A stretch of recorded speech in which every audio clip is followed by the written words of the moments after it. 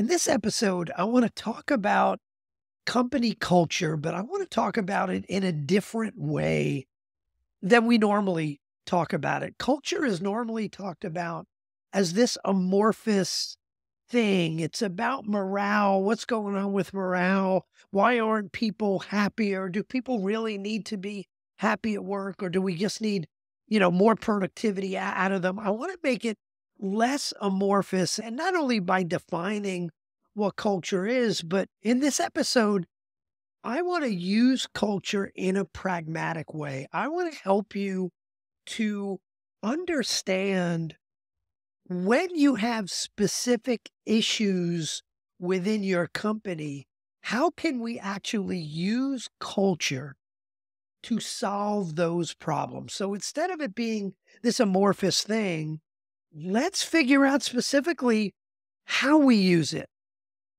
When we have a problem, what part of culture may be at play there? We're going to talk about three pieces of culture. When there's a problem, which piece of culture may be at play, and what could we specifically do to use culture to resolve those problems? So let's start off and let's define culture, because culture is one of those words that if you talk to 10 people, they'll each define it in a different way.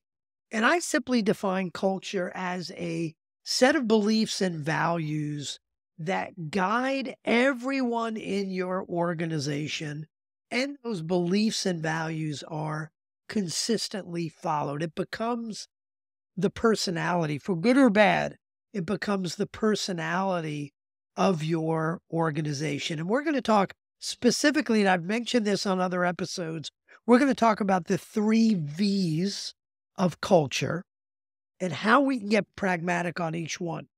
The first V is values, and let me define it. So values is a small number of non-negotiable behaviors that anchor your company's culture. Values are not things that look beautiful on a website. It's not a marketing tool. Values are an internal tool that help people understand what is best, right, most noble about your culture.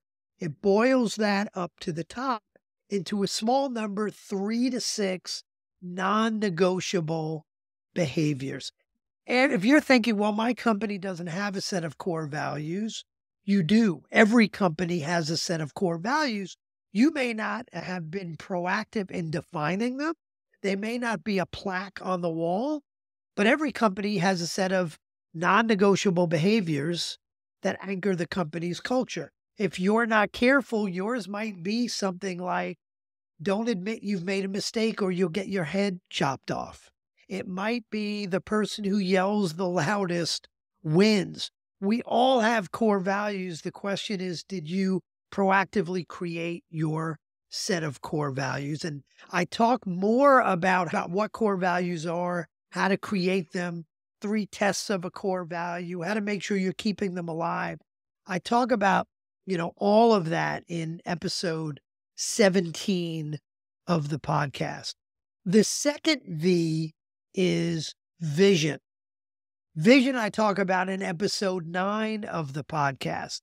Vision is, how crystal clear are you with a compelling vision of the future? Talk more about that in a little bit, but vision is the second V. The third V is vulnerability. Vulnerability is about being able to, for example, give and receive feedback and know it's a safe place. Vulnerability is about trust, but not task-based trust.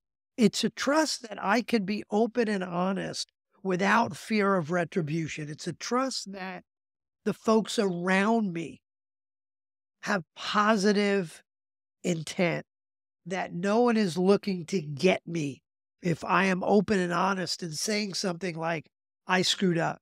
I don't know how to do that. I apologize.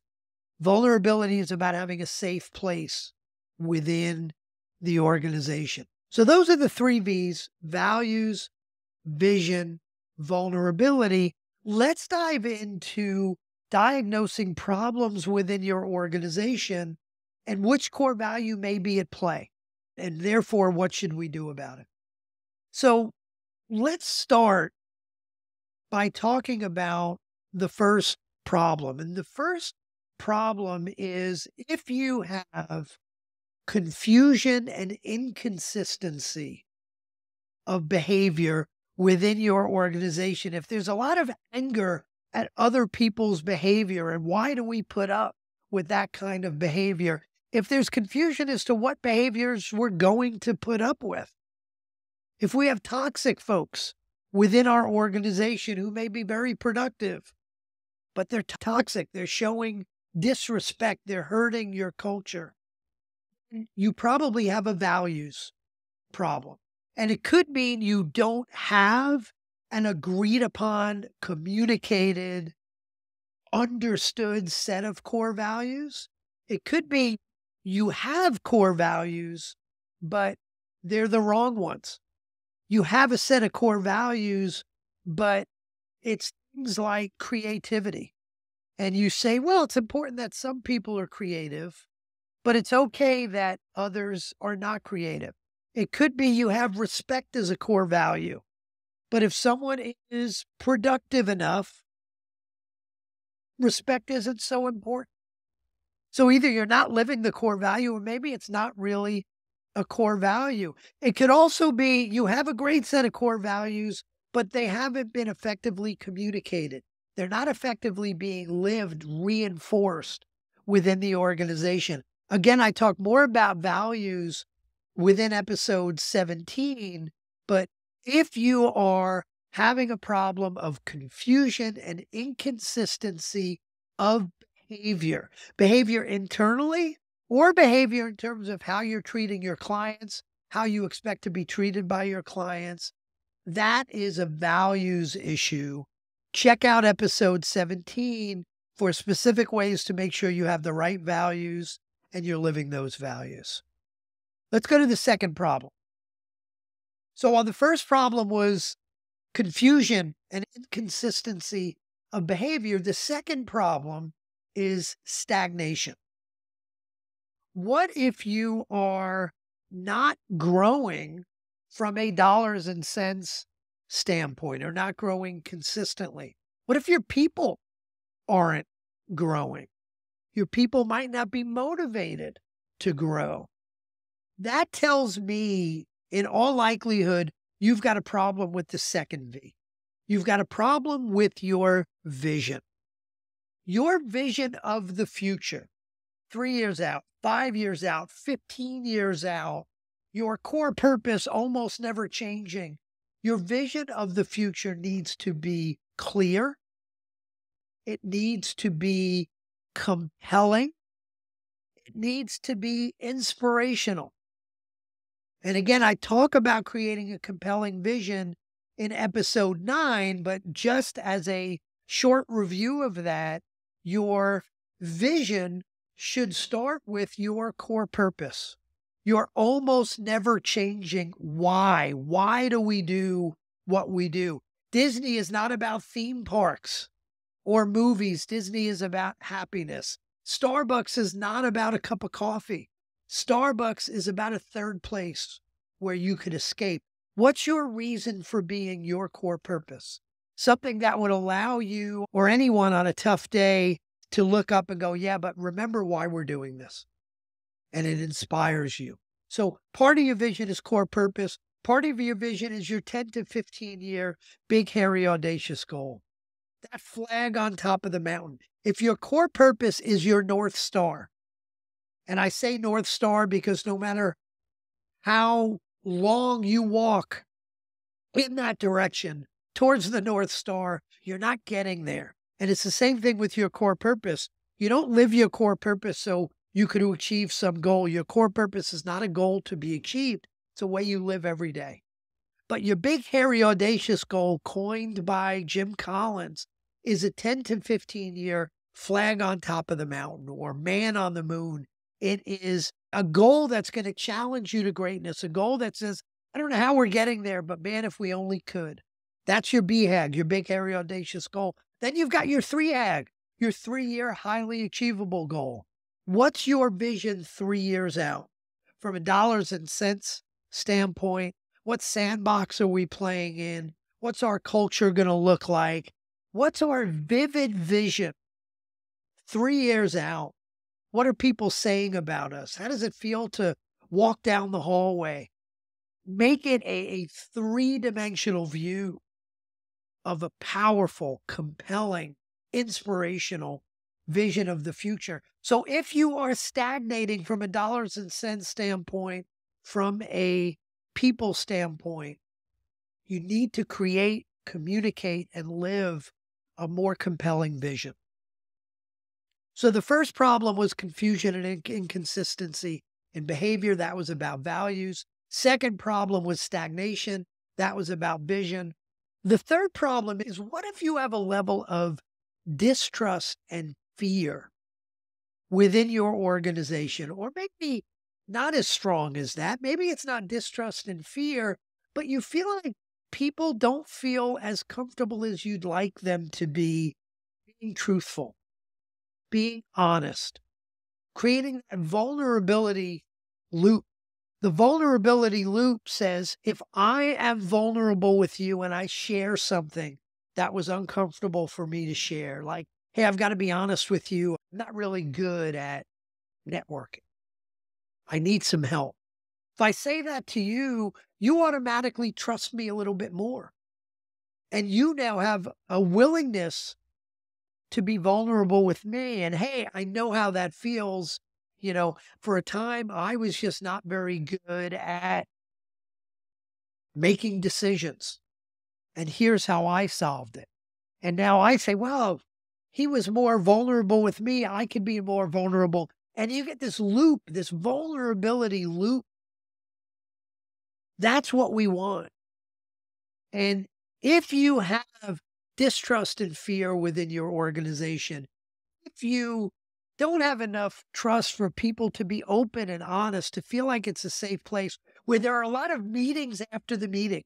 People don't feel comfortable saying in the meeting, but they'll say it separately, privately to one or two other people after the meeting. If that's the challenge, I would coach you to say, vulnerability starts with you. Vulnerability, and I don't care whether you are the CEO of the organization, you're the VP of sales of the organization, you are an accounts payable clerk. Vulnerability always starts with you. You start that vulnerability loop, as opposed to waiting until other people are vulnerable with you. There is a great story from Ford back in 2006 when Alan Mulally took over the reins of Ford. They were on their way to losing $12.6 billion with a B, $12.6 billion. And Alan started, when he came on board, having these BPR meetings, these business plan review meetings. And he would go around the table of all of his leaders and ask on their big initiatives, were they red, yellow, or green, failing, in danger, or successful? And what do you think? This company about to lose $12.6 billion. What color do you think all of their initiatives were? If you're thinking green, you're right. Green, company losing $12.6 billion. Everybody's saying we're in the green. Alan Mulally, no shock, was very frustrated by this until one day, a gentleman named Mark Fields, who is the president of Ford Americas, and who was, he thought, the heir apparent to the CEO slot before Alan Mulally was hired. So he's thinking, I didn't get the CEO job. I'm not long for this world anyway. Why don't I just be honest? And he raises his hand and says, on the Ford Edge project, we're in the red. And instead of him getting his head chopped off, Alan starts clapping and says, Mark, thank you for your honesty. What could we all do to help Mark? That was the day Ford changed from losing $12.6 billion in 2006, then becoming more of a team with that Vulnerability-based trust started with Alan's BPR meeting and Mark Fields taking a chance and being honest. That's the moment Ford changed. That's the moment that resulted in 2008, 2009, when all of the domestic car companies were getting bailouts from the government. Ford didn't need a bailout because they became a real team. So that vulnerability starts with you. And I would say if you're on the leadership team, it starts with the leadership team. If the leadership team could be vulnerable with each other and with their direct reports, you will see that vulnerability cascade its way throughout the organization. So it starts with you, then it's the leadership team. And as an individual, as a leadership team, you need to model the way. It starts in meetings. It starts with something like a weekly accountability meeting and being open and honest when things aren't going well, when you screwed up, when you missed a commitment. There are also 2 exercises that I'll recommend, not as a substitute for doing and saying the right thing in meetings and creating a safe place in meetings, but a way to speed up the process. It could take a team many months to create that safe environment. There are ways to speed up the process. And number 1 is something called the personal lifeline exercise.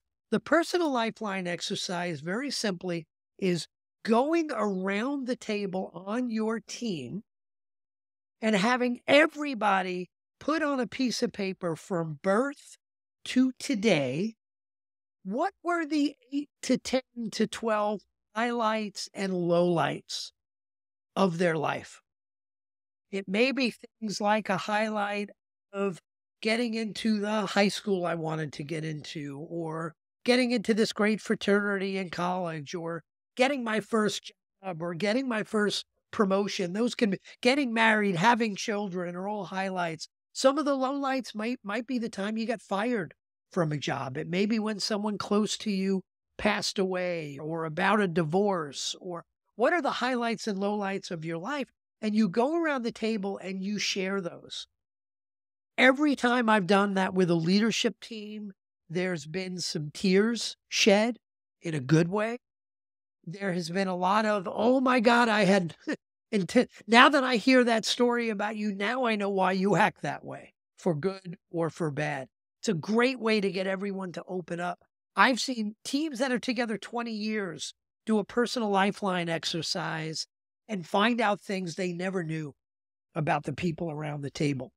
Second exercise is something called the peer accountability exercise. In the peer accountability exercise, you go around the room and everybody gets a chance to share about everyone else. What's one thing you do that I want to thank you for that helps this team? And here's one thing you do that hurts the team, and I'd like you to stop doing it, or I'd like you to work on it. And the way it works is you start with the CEO, and everybody goes around the table giving the CEO one thing they do they want to thank them for that helps the team. So you go around and do that. And then the second thing you do is now you go around and everybody gives the CEO one thing they'd like to see that CEO change or stop doing that's hurting the team. It's a wonderful exercise that scares the crap out of everybody when I ask them to do it, because it requires a level of trust and honesty that they've never had before. And by the way, as the CEO is getting all this input, they're taking notes. And then the next person goes and gets that input, and the next person. And by the end, everybody's got their notes on what they're doing great, what they need to change. And then you go around and everybody shares 1 or 2 behaviors that they commit to changing based on what they've heard. And it's everybody else's job to hold them accountable for that. That peer accountability exercise is one of my favorite exercises, because what it does is it takes a one-time event, and I like to do it once or twice a year, but it takes this exercise, this event, and what it really does is helps build people's muscles for giving and receiving feedback at any point. not just in a formal exercise, but informally after a meeting or after a discussion. So 2 ways to speed up that vulnerability: personal lifeline exercise, peer accountability exercise. I also want to talk about some ways to measure culture. Culture is not an easy thing to measure, but 3 different ways of measuring it. Number 1 is something called an employee net promoter score, an ENPS. Net promoter score or net promoter system is a simple system where there's one question with a follow-up. And that one question is, and it should be anonymous, how likely are you, on a scale of 0 to 10, how likely are you to refer someone else to work here? It's the same question you might ask your clients. For a client net promoter score, you might say on a scale of 0 to 10, how likely are you to refer us to someone you know?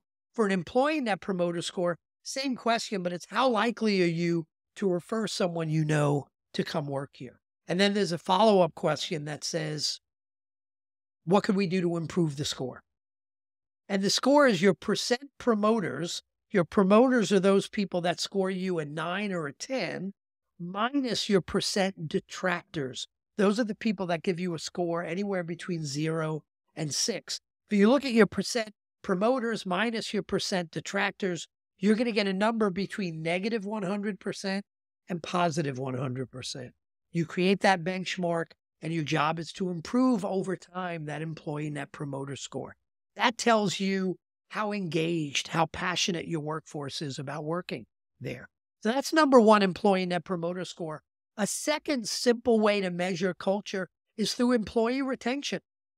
Chances are, if your retention is very low, you might have a culture issue on your team. The third way is through talent density. Talent density is a calculation I talk about in episode 13, where I talk about the quarterly talent assessment.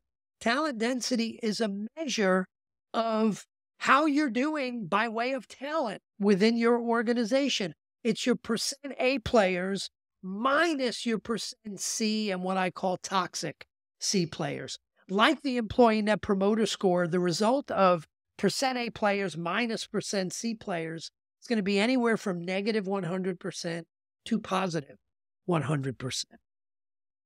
Living the core values is a big part of whether you're an A player, B player, C player, or toxic C player. Again, I talk more about that in episode 13 of the podcast. I promise you, as your talent density goes up, your culture is going up as well. If you've got a negative talent density, you probably have some culture issues that you need to work on. So some ways to measure: employee net promoter score, employee retention, talent density. In wrapping up, remember, all of this starts with your leadership team. If you're on the leadership team, if you're the CEO, you're not going to fix culture out there until you fix culture. In here could be in your own head. In here also means around that leadership table. Start there. I have never seen an organization that has a poor leadership team culture, but somehow it's great everywhere else. Starts with the leadership team and cascades down. Now, which one of these should you work on? Values, vision, vulnerability. Depends where your major problem is. If your major problem is confusion and inconsistency of behavior within the organization, start working on values. If the problem is stagnation, you're not growing, work on your vision. If the problem is distrust, fear, lack of the ability to be honest, lack of a safe place, work on vulnerability. Now, you need to work on all of these all the time, but you need to decide which one you're going to work on hardest and first right now. Which one is it for you? Take action. When you're done, I'd love to hear how it went.